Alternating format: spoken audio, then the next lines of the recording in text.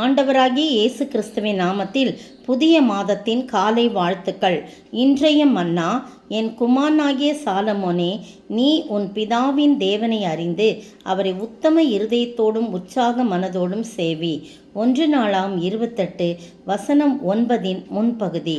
இந்த காலை வேளையிலே தாவீது தன்னுடைய குமாரனாகிய சாலமோனுக்கு புத்தி சொல்றார். என்ன சொல்கிறாரு? நீ என் குமாரனாகிய சாலமோனே, நீ உன் தேவனை அறிந்து அவரை முழு இருதயத்தோடு உத்தம இருதயத்தோடும் உற்சாகமானதோடு நீ சேவிக்கணும். அவரை மட்டும்தான் சேவிக்கணும். எப்படி சேவிக்கணுமா? கர்த்தர் எல்லா முழு இருதயத்தோடு சேவிக்கணும். அது மட்டும் இல்லை, அப்படி நீ சேவிக்கும்போது அவர் எல்லாருடைய இருதயங்களையும் ஆராய்ந்து நினைவுகளையும் தோற்றங்களையும் அறிகிறார். அதனால் நீ மாய்மாலாம் பண்ண முடியாது. அவருக்கு விரோதமாக மறைவாக எதுவுமே செய்ய முடியாது. அதனால் நீ உற்சாக மனத்தோடும் உத்தம இருதயத்தோடும் அவரை சேவிக்கணும். அவர் உன் இருதயத்தை ஆராய்ந்து உன் நினைவுகளின் தோற்றங்களும் அறிகிறார் என்று சொல்கிறார். அப்புறம் மட்டும் என்ன சொல்கிறாரு? நீ அப்படி உண்மையாகவே அவரை தேடினால் அவர் உனக்கு தென்படுவார். நீ அவரை விட்டுவிட்டால் அவர் உன்னை என்றைக்கும் கைவிடுவார். இப்போது எச்சரிக்கையாயிரு. பரிசுத்த ஸ்தலமாக ஒரு ஆலயத்தை கட்டுவதற்கு கர்த்தர் உன்னை தெரிந்து கொண்டார். நீ திடன் கொண்டு அதை நடப்பின்னு சொல்கிறார். பார்த்தீங்களா? அப்போ எவ்வளோ ஒரு அருமையாக தாவீது தன்னுடைய மகனுக்கு புத்தி சொல்கிறார். அதே போல் சாலமோனும் அதே மாதிரி நடந்து நல்ல ஆலயத்தை கட்டி அவர் ஜெபிக்கும்போது அக்கினி மேலேருந்து இறங்கி வருது. அந்த ஆலயம் முழுவதும் புகைக்காடாக இருக்குது. ஆசார்கள் உள்ளே பிரவேசிக்க முடியாமல் அவ்வளவு ஒரு தேவ பிரசன்னம் அந்த இடத்துல இருக்கிறத நம்ம பின்னாடி வாசிக்கலாம். இந்த அருமையான வேளையிலே இந்த மாதம் முழுவதும் ஆண்டவரை சேவிக்க வேண்டும். எப்படியெல்லாம் சேவிக்கணும், எப்படியெல்லாம் சேவித்தா அவருக்கு ரொம்ப பிடிக்கும், அப்படிலாம் நம்ம பார்க்க போகிறோம். போன மாதம் முழுவதும் கர்த்தருக்கு பிரியமானது எது என்று பார்த்தோம். இன்றைக்கு கர்த்தரை எப்படிப்படலாம் சேவிக்கலாம் அப்படின்னு சொல்லி நம்ம அதை நினச்சி நம்ம பார்க்க போகிறோம். அப்படிப்பட்ட ஆசீர்வாதத்தை நம்ம கர்த்தர் கொடுக்க வேண்டும் என்று சொல்லி நாம் ஜெபிப்போம். பார்த்தீங்கன்னா, நீ அவரை தேடினால் அவர் உனக்கு தென்படுவார்.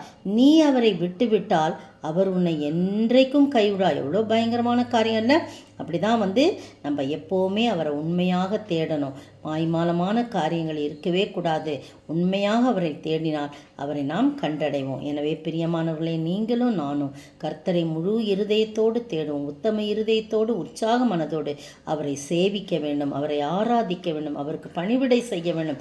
அதெல்லாம் ஒரே வார்த்தை தான். சேவிக்கிறதுனா என்ன? ஊழியம் செய்ய வேண்டும், அவரை ஆராதிக்க வேண்டும், அவருக்கு பணிவிடை செய்ய வேண்டும். அதெல்லாம் அவருக்கு வேலையாட்களாய் நாம் காணப்பட வேண்டும்.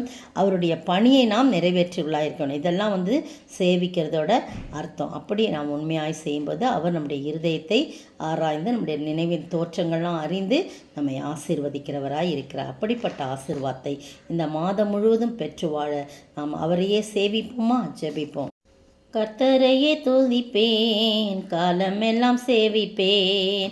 கர்த்தரையே சேவிப்பேன், காலமெல்லாம் சேவிப்பேன். வல்லவர் நல்லவர் கிருபையுள்ளவர் என்றே பாடுவேன். எனது பலனும் எனது மீட்பும் கீதமுமானார். நம்பியிருக்கும் கேடயமும் கோட்டையுமானார். கர்த்தரையே சேவிப்பேன், காலமெல்லாம் சேவிப்பேன். ஸ்தோத்திரிக்கிற ஆண்டவரே, துதிக்கிற ராஜா, உமையே சேவித்து காலமெல்லாம் உமையே துதித்து சேவித்து பாடி போற்றி பணிந்து உமக்கே பணிவிடை செய்ய நீர் உதவி செய்ய வேணுமாய் ஜெபிக்கிறப்பா. கர்த்தாவே, அப்பொழுது நீர் எங்கள் உள்ளின் திரைங்களை ஆராய்ந்து பார்க்கிற தேவன், உன்னுடைய நினைவுகளின் தோற்றங்கள்லாம் அறிகிறவர். ஆண்டவரே, நீரை ஆசீர்வதித்து காத்து கொள்ள வேண்டும் என்று கர்த்தரும் மீட்பரும் ராஜாவுமாய் இயேசு கிறிஸ்துவின் விலையேற பெற்ற நாமத்திலே இந்த மாதம் முழுவதும் எங்களை வழிநடத்தி காத்து கொள்ள வேண்டும் என்று ஜெபிக்கிறேன் பிதாவே, ஆமேன்.